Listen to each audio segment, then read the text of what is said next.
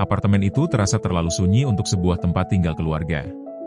Alia, ibu rumah tangga berusia 33 tahun, duduk di sofa sambil memegang cangkir teh yang sudah dingin. Pandangannya kosong, terarah pada tumpukan piring di meja, namun pikirannya melayang ke percakapan yang ia terima 2 hari lalu. Telepon dari seseorang yang bahkan tidak menyebutkan namanya. "Bu, saya cuma mau kasih tahu, suami ibu sering datang sama perempuan ke kafe saya." Sejak itu, apartemen tempatnya tinggal bersama Nara, anak sematawayangnya, tiba-tiba berubah menjadi ruang yang asing. Segala yang biasanya terasa wajar kini tampak seperti bukti-bukti yang menunggu ditemukan.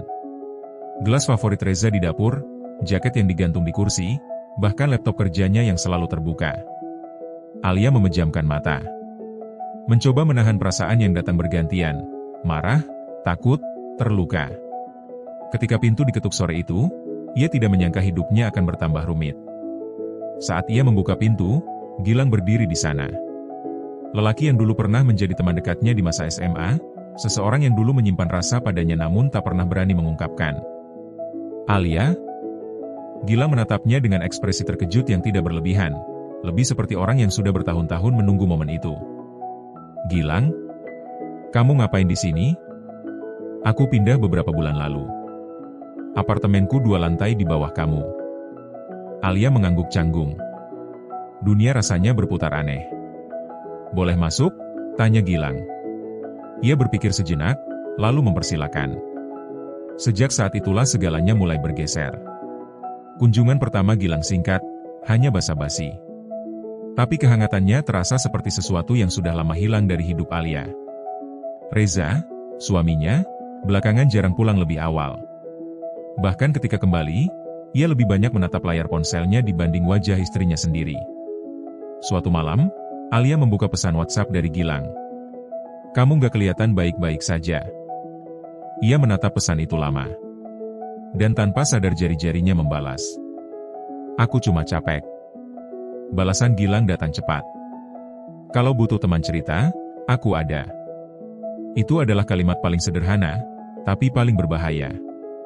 Karena keesokan harinya, ketika Nara sedang tidur siang dan Reza belum tentu pulang malam itu, Alia mendengar dirinya berkata, "Gilang, datang sebentar. Aku butuh ngobrol." Gilang datang membawa 2 gelas kopi karamel latte, favorit Alia sejak dulu. "Kamu masih ingat?" ucap Alia. "Kamu pikir aku bisa lupa?" Alia tersenyum hambar, mencoba menahan hatinya yang terasa seperti sedang meleleh oleh perhatian sederhana itu. Mereka duduk di sofa. Jaraknya dekat, tapi cukup jauh untuk disebut aman, cukup dekat untuk membuat dada Alia terasa sesak. "Kamu kelihatan sedih banget," ucap Gilang. Alia menarik napas. "Aku dapat telepon dari seseorang. Dia bilang Reza sering datang ke kafe sama perempuan." Gilang tidak merespons cepat. Ia menatap Alia dalam-dalam. "Kamu sendirian menghadapi itu?" Alia mengangguk. Gilang menggeser posisi duduknya sedikit lebih dekat, tangannya menyentuh pergelangan tangan Alia.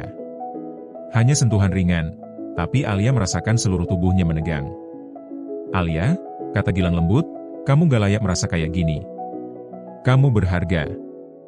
Suaranya, tatapannya, jaraknya, semua terasa terlalu tepat pada waktu yang salah. Alia seharusnya menarik diri. Tapi ia tidak melakukannya. Gilang meraih jemarinya. "Kamu boleh bersandar ke siapapun. Termasuk aku." Alia menunduk, membiarkan jarinya tetap dalam genggaman Gilang, meski hatinya tahu itu langkah pertama menuju sesuatu yang jauh lebih berbahaya. Hari berikutnya, Alia harus menjemput Nara dari les menggambar. Ia bertemu Gilang di lobi apartemen secara tidak sengaja. "Baru pulang?" tanya Gilang. "HM. Kamu kelihatan butuh istirahat. Biar aku antar ke atas." Alia menolak, tapi Gilang tetap mengikuti dengan sikap sopan. Ketika lift berhenti beberapa detik karena gangguan, ruang itu menjadi terlalu sunyi. Hanya mereka bertiga, Alia, Nara yang sedang bermain ponsel, dan Gilang. Gilang mendekat sedikit. "Alia, kamu apa kabar?" Alia menelan ludah. "Entahlah. Reza masih belum pulang?" "Biasanya begitu." Gilang tidak berkata apa-apa lagi. Tapi tatapannya, Tatapan itu berbicara lebih banyak dari kata-kata yang ia tahan. Tatapan yang mengatakan, aku di sini kalau kamu jatuh. Ketika lift bergerak lagi, Alia merasa lututnya hampir goyah. Keesokan harinya, selepas mengantar Nara bermain di taman, Gilang mengirim pesan. Aku dekat apartemenmu. Boleh mampir? Alia memandang layar lama. Lalu mengetik. Datang. Saat Gilang datang, Alia sedang sendirian. Apartemen terasa lebih kecil dari biasanya, lebih sunyi, dan lebih panas entah kenapa. Gilang duduk di sampingnya di sofa, jaraknya hanya sejengkal.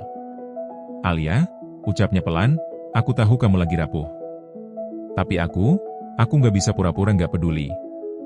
Ia menyentuh pipi Alia dengan jari, sangat pelan, hanya sentuhan selembut kain. Tapi sentuhan itu membuat tubuh Alia merespons dengan cara yang tidak berani ia akui. Alia, Gilang menunduk sedikit. Nafasnya hampir menyentuh kulit wajahnya. Kalau kamu mau aku pergi, bilang. Tapi kalau tidak. Alia menutup mata. Itu kesalahan pertamanya. Gilang mendekat. Bibir mereka hampir bersentuhan, hanya setengah sentimeter, hanya satu gerakan kecil lagi. Alia merasa tubuhnya bergerak mendekat tanpa sadar. Lalu suara kunci pintu berbunyi. Alia terlonjak. Gilang mundur cepat. Pintu terbuka. Reza berdiri di sana. Reza memandang Gilang, lalu Alia, kemudian ruangan. Kamu di sini ngapain? Suaranya datar, tapi tajam. Alia gugup. Dia cuma nganter barang. Gilang berdiri. Aku pergi dulu, Za. Reza tidak menjawab, hanya menatapnya tajam. Ketika pintu tertutup, Reza menatap istrinya lama sekali. Alia, katanya pelan, kamu hampir ciuman sama dia? Alia merasa darahnya berhenti mengalir. Enggak, kita cuma ngobrol. Aku lihat dari celah pintu. Kamu pikir aku nggak tahu? Alia terdiam. Ia ingin menyangkal, tapi lidahnya berat. Malam itu mereka tidak bicara. Tidak makan bersama. Tidak saling menyentuh. Alia tidur di samping suaminya, tapi jarak di antara mereka lebih lebar dari jarak siapapun yang mencintai atau pernah mencintai. Besok malamnya, Reza pulang lebih cepat. Kita harus bicara. Alia duduk di meja makan, menunggu. Reza menghela napas. Aku tahu kamu sakit hati soal perempuan di kafe itu. Jadi benar? Alia menatapnya dengan mata bergetar. Reza menunduk. Dia cuma rekan kerja. Tapi, iya. Aku nyaman sama dia. Terlalu nyaman. Alia memejamkan mata. Napasnya tersengal.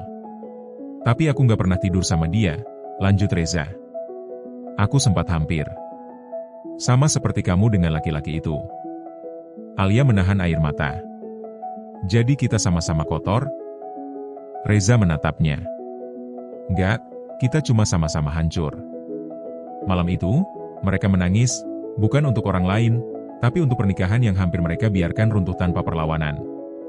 Alia merasa ia harus menutup lembaran dengan Gilang agar apapun yang tersisa bisa ia selamatkan dengan Reza. Ia bertemu Gilang di parkiran basement. Gilang, kita nggak bisa begini. Gilang diam. Aku tahu kamu milih dia. Bukan cuma milih, ucap Alia. Aku harus bertahan demi anakku. Dan, demi diriku sendiri. Alia, suara Gilang pecah. Aku sayang kamu sejak dulu. Kamu tahu itu. Alia tersenyum sedih. Justru karena itu, kamu harus berhenti. Gilang menunduk dalam waktu yang lama. Kalau suatu hari kamu tersakiti lagi. Alia memotongnya pelan. Jangan tunggu aku. Ia pergi tanpa menoleh. Karena jika ia menoleh, ia takut tidak bisa melanjutkan langkahnya. Minggu-minggu berikutnya adalah proses yang melelahkan. Terapi pasangan, saling bercerita jujur, membangunkan sesuatu yang sudah lama padam. Tidak sempurna. Tidak mudah. Ada hari ketika Reza marah tanpa alasan. Ada saat ketika Alia tiba-tiba ingat bagaimana Gilang menatapnya.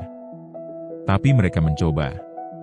Dan mencoba adalah hal yang tidak pernah mereka lakukan sebelumnya. Suatu malam, Reza memegang tangan Alia di meja makan.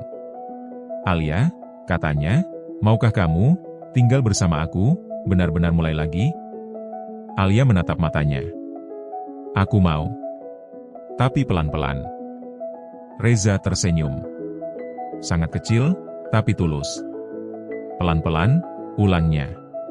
Alia menatap apartemennya, tempat ia hampir melakukan hal yang akan ia sesali seumur hidup. Tempat yang menjadi saksi rapuhnya hubungan, tetapi juga saksi bagaimana ia dan Reza bangkit kembali, sedikit demi sedikit. Dalam hati kecilnya, ia tahu luka itu tidak hilang. Tapi pintu yang akan ia tutup bersama Gilang, tidak jadi tertutup karena hal yang salah. Pintu itu ia tutup demi pilihan yang ia percaya bisa diperbaiki. Karena cinta bukan tentang siapa yang membuat jantung berdebar paling cepat. Cinta adalah tentang siapa yang layak diperjuangkan ketika semuanya hampir runtuh. Dan Alia memilih untuk memperjuangkan yang tersisa.